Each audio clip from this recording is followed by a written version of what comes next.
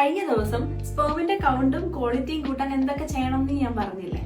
ഇന്ന് സ്പേമിന്റെ കൗണ്ടും ക്വാളിറ്റിയും മോട്ടിലിറ്റിയും കൂട്ടാൻ എന്തൊക്കെ ഫുഡ് കഴിക്കണമെന്ന് നമുക്ക് നോക്കാം. എന്തൊക്കെയാണെന്ന് പറയട്ടെ.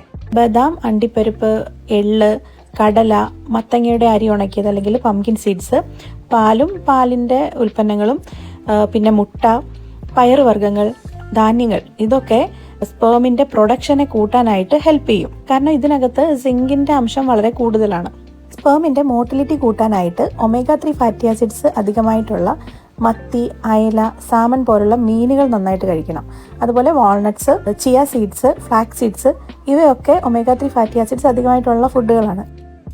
ഇനി സ്പേമിനെ പ്രൊട്ടക്റ്റ് ചെയ്യാനായിട്ട് വൈറ്റമിൻ സി അധികമായിട്ടുള്ള ഓറഞ്ച്, നാരങ്ങ, സ്ട്രോബെറി, കിവി, ക്യാപ്സിക്കം അല്ലെങ്കിൽ ബെൽ പെപ്പർ, ഇതൊക്കെ ആഹാരത്തിൽ ഉൾപ്പെടുത്തുക. അതുപോലെ ഹെൽത്തി സ്പേമിന്റെ ഉൽപാദനത്തിനായിട്ട് ചീര, ബ്രൊക്കോളി, അവക്കാഡോ, ബീൻസ്, ഇതൊക്കെ ആഹാരത്തിൽ ഉൾപ്പെടുത്തണം.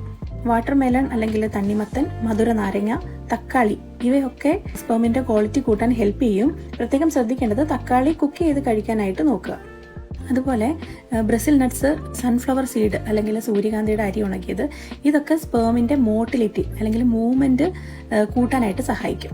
മാത്രമല്ല ദിവസം ഒരു 10-15 മിനിറ്റ് ഇളം വെയിൽ കൊള്ളാനായിട്ട് പ്രത്യേകം ശ്രദ്ധിക്കുക. ഇത് ബോഡിയിലെ വൈറ്റമിൻ ഡി കൂട്ടാൻ സഹായിക്കും.